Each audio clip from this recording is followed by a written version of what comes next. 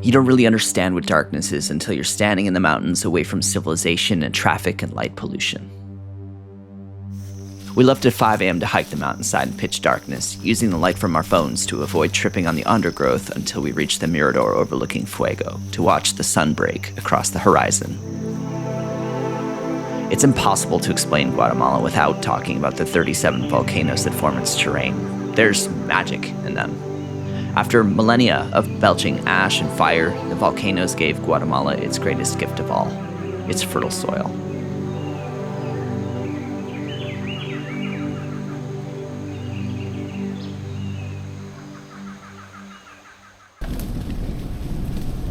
By 1880, coffee had replaced cochineal as Guatemala's major export.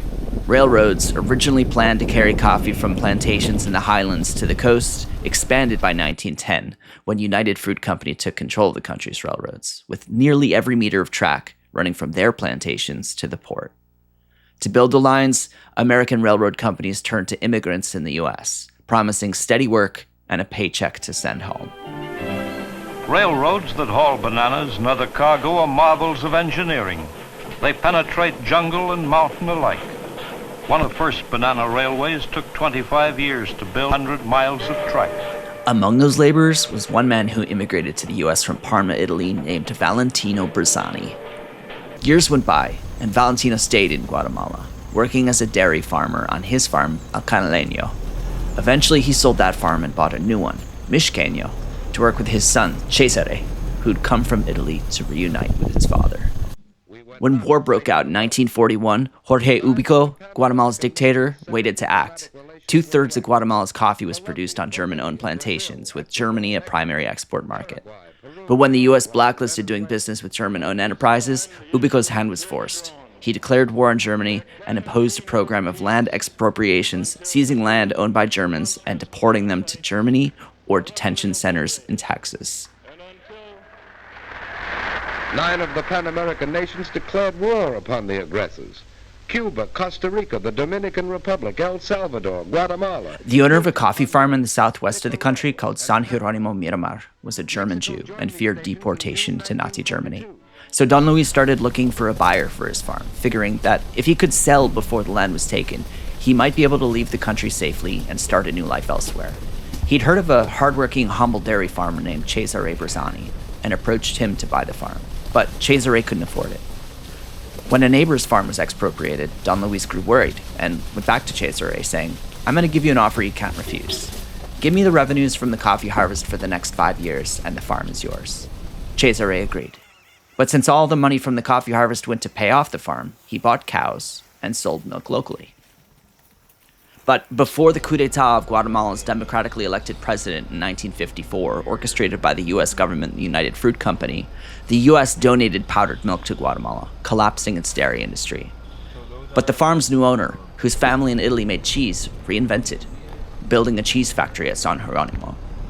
In the years that followed and through the coffee price crisis, the profits from the dairy kept the farm afloat. Decades later, San Jerónimo is still in the Bressani family, now 4th-generation coffee producers. Giorgio, the great-great-grandson of the man who came to Guatemala to work on the railroad, oversees coffee production, and all the brothers and sisters oversee different areas, all collaborating synergistically and making decisions about the business as a team. For decades, the family produced and sold coffee the conventional way, using chemicals and selling to a local exporter. But when the sea market fell to $1 during the 2014 harvest, Giorgio convinced his father to let him sell direct to specialty buyers. Today, all of the farm's production sells to specialty. This came in tandem with a switch to fully biological and organic methods of production as a way to restore the fertility of the volcanic soil under the dense canopy of native hardwood trees. The dairy is still at the heart of San Jerónimo. The cattle, whose milk is used to make cheese, graze on the farm's pasture, producing manure. Giorgio's team uses this and other waste products from the farm's operations to make thermophilic compost according to very specific recipes tailored to forest systems. The resulting nutrient-rich material cures in mounds and, when ready, is redistributed back into the farm, closing the carbon cycle. You decide if you're going to make something for more of a forest system. And through vermicomposting, the team uses earthworms to break down organic matter for special applications, like in the nursery. The mulch layer produced from compost and fallen leaves keeps the feeder roots of the coffee trees cool enough to drink a beer, as Giorgio says, even during extreme heat. The forest system helps manage humidity during drought and holds topsoil and nutrients in place during heavy rains. Fertile soil means healthy trees. Healthy trees produce more, better coffee and are more resistant to disease. Even as neighbors see Roya affect 90% of trees and devastate production, San Jerónimo, after stopping all fungicide sprays and focusing their efforts on rebuilding their soil microbiome, was able to nearly eliminate Roya's effects. This sophisticated agroforestry system is the reason I wanted to come here and buy coffee for AVIARY. It gives me hope, a way we might manage climate change. San Jerónimo is a monument of carbon.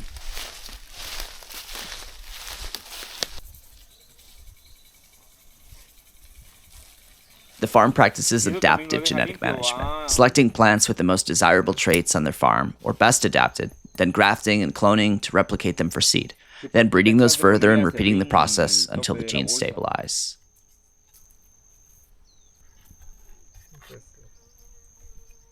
They cut it 2 fingers from the tip and they splice it right in the middle. You can't do a jagged line or you'll have like air pockets where they meet. And there he has to be careful not to hurt the heart of the stem.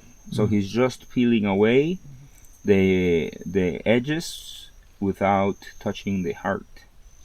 And then he grabs the parafilm that is biodegradable and he finishes covering it up and it's done. This means that the catamores here don't taste like catamores, and traditional varieties that shouldn't be resistant to disease are.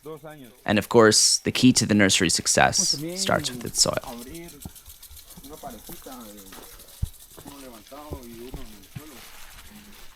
Biological management extends to pests as well. San Jerónimo grows fungus and breeds parasitoid wasps, both of which manage broca.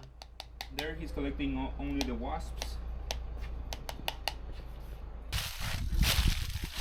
It's almost impossible to believe. While some producers in Guatemala have embraced naturals or other forms of processing, San Jerónimo Miramar sticks with the classics, washed in honey processes.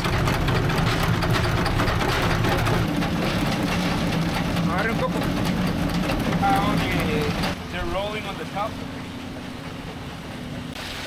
After going through grading and washing channels, parchment is dried either on patios, raised beds in his solar house, static dryers, or guardiolas built by the man himself, depending on the needs of the customer and the coffee being prepared.